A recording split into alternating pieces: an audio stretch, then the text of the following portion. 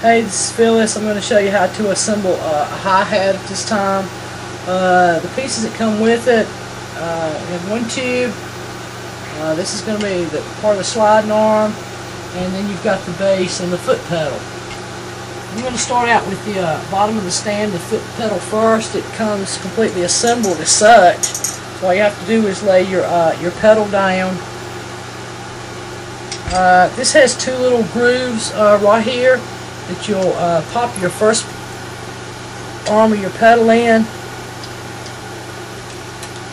You take this side, if you can see here, there's a little bitty hole here. This is going to go right inside that hole, so there's a hole on each side, and that's how your foot pedal would work. So I'll leave it as such. Go ahead and loosen up my stand the rest of the way.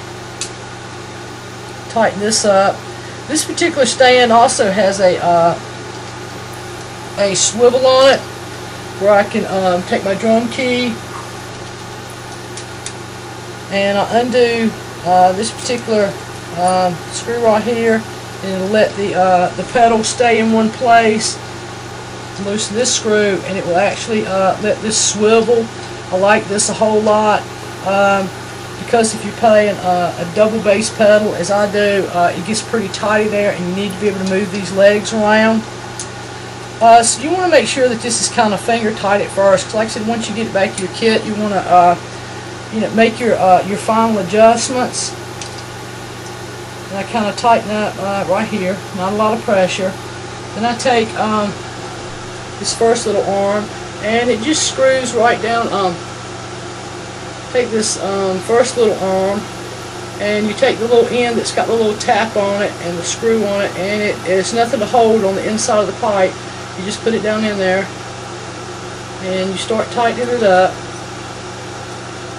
Once it feels pretty tight, I usually take a tool and tighten that up just a little bit more, maybe a pair of pliers, or for instance I'll use these vice grips, and I just kind of give it just a little bit of a turn. Just enough to where it won't come loose with the mechanism over time, working it up and down. I just want to make sure that it doesn't come loose, but you don't want it so tight that it will strip the screw into the going into the mechanism here.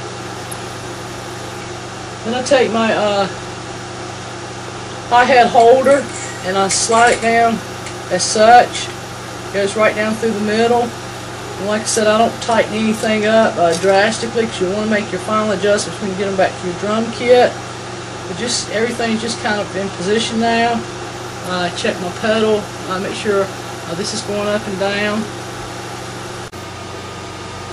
Okay, then I take my final screws. This first one, make sure that your pad is going up here on your screw for your hi-hat. Goes in as such. This goes on the top. Put your second pad down here on the bottom, and you put this little nut on right here. This one only goes just to the bottom of the screw, so you don't have to worry about tightening that up too far. This is only going to go so far up on the screw. I make sure that that's really tight, because like I said, after a while these come kind of loose. I also want to make sure, I don't want, these have,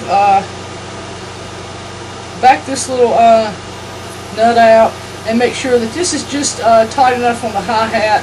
I'll let it have just a little bit of play, but I don't want it too terribly loose.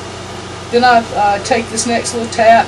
That would be like a locking washer to keep it into place. Like I said, over time as you play, everything's going to come loose on you. Then I take my first cymbal. It's usually marked hi-hat top, hi-hat bottom. This particular one is a Zildjian new beat. This is the bottom. Like I said, it has it written. Each one will either have top or bottom wrote on it. This is top new beat. Then I take this and slide it down as such. Then I want to keep this about 1 inch from the other cymbal. On the bottom there's a screw here that will tilt. I'm going to move this back off for you so you can see a lot better. This particular screw on the bottom will lift your hi-hat either up or have it completely leveled. You don't want it actually completely level, because when they're hitting together it will cause like an air pocket and it will give you a terrible sound. So I usually have mine about 3 turns to the left. Give it some tilt. I like it kind of loose. And I bring this down about, like I said, about 1 inch. And then the pedal would work as such.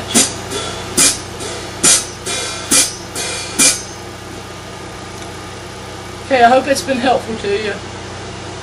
Thanks a lot.